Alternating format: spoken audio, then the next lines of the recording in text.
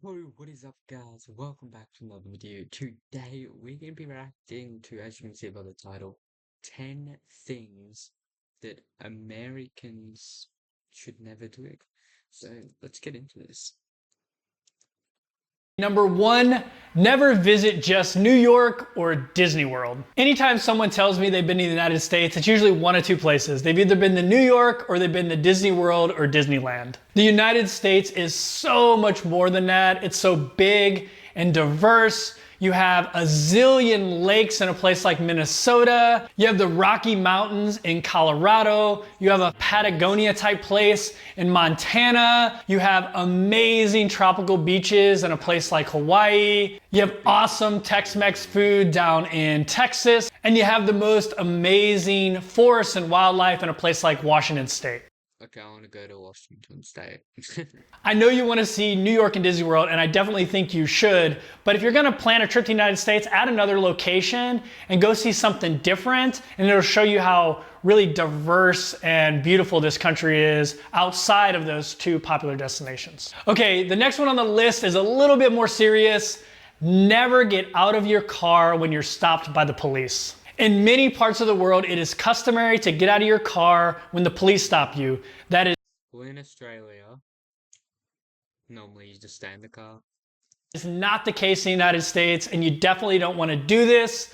Sometimes our police officers can be a little bit on edge, and getting out of the car is the wrong thing to do. So make sure you don't do that in the United States. Just stay in your car and wait for the police officer to approach your window. The third thing on the list is never forget to tip. This is something that comes up a lot in my other never do this videos, and it's usually the other side of it because in a lot of countries, it's not customary to tip. Servers in other countries.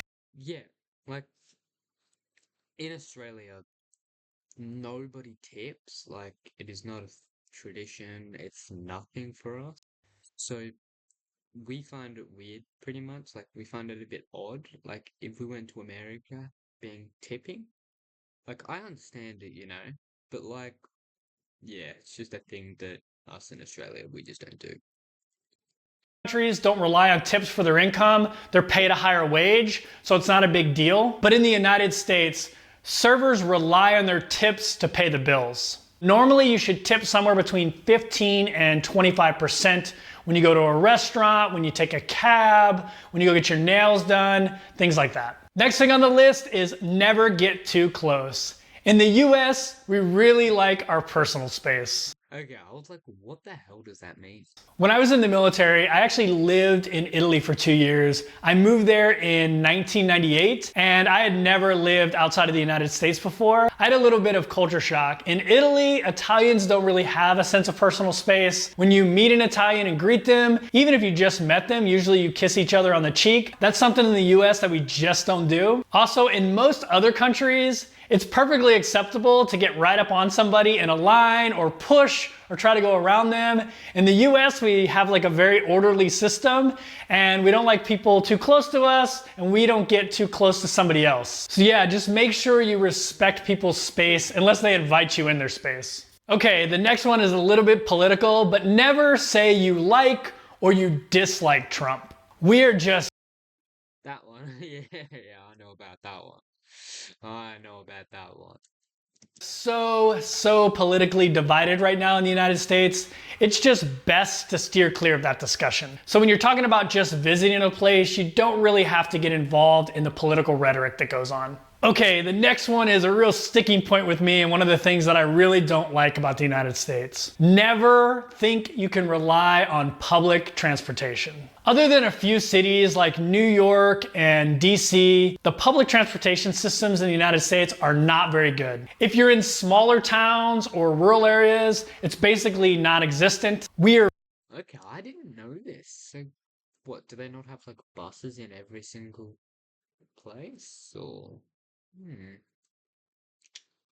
Like in Australia, we got buses in pretty much every single place. We got a few taxis where I live. I live in a small city, pretty much. I think it's not a city anymore. It's classified as a town. But we have taxis, but they take up to they take an hour or something to be able to get to, because there's like two workers. But yeah.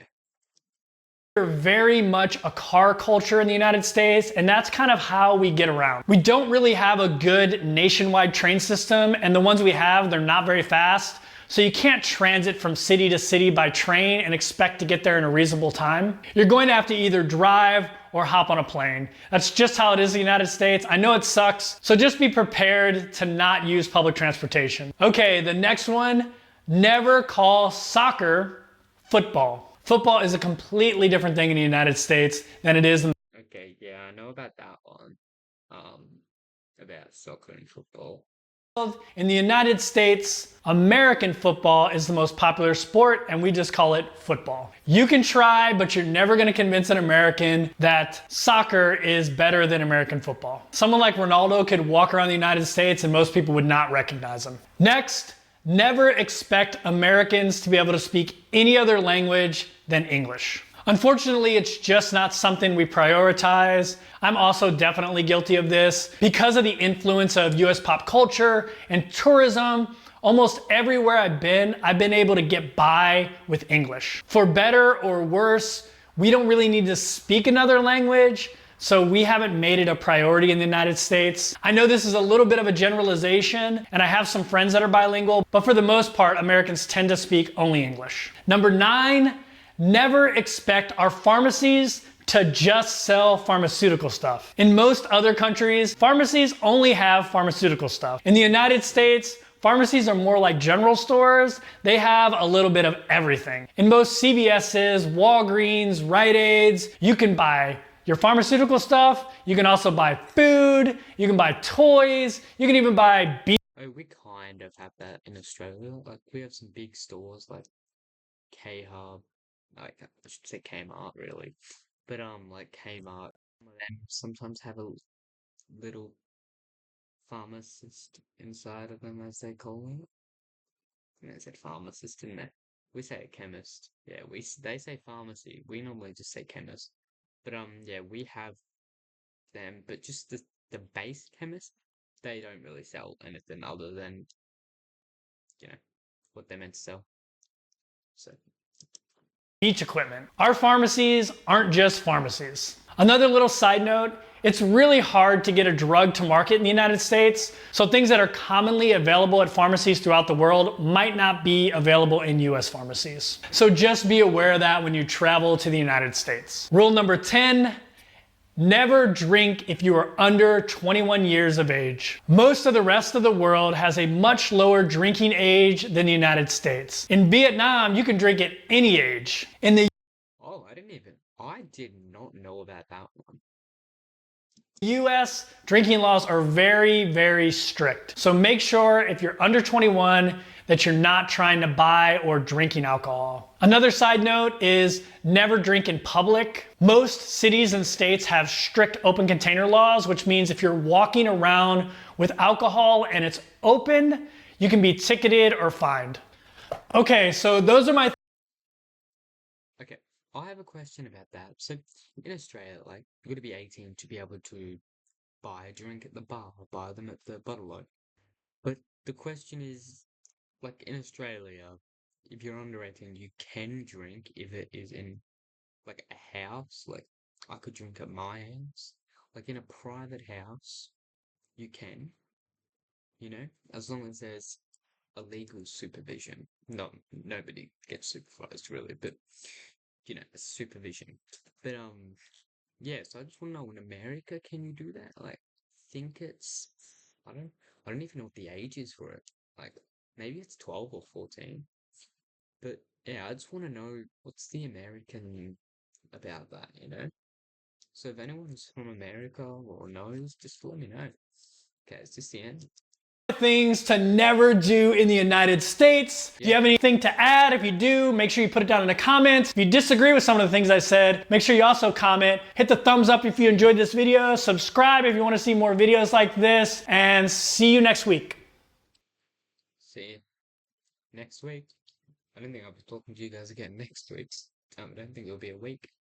But if you guys did enjoy, guys, make sure to subscribe. And check out other videos. And I'm gonna catch you guys in the next video. Goodbye.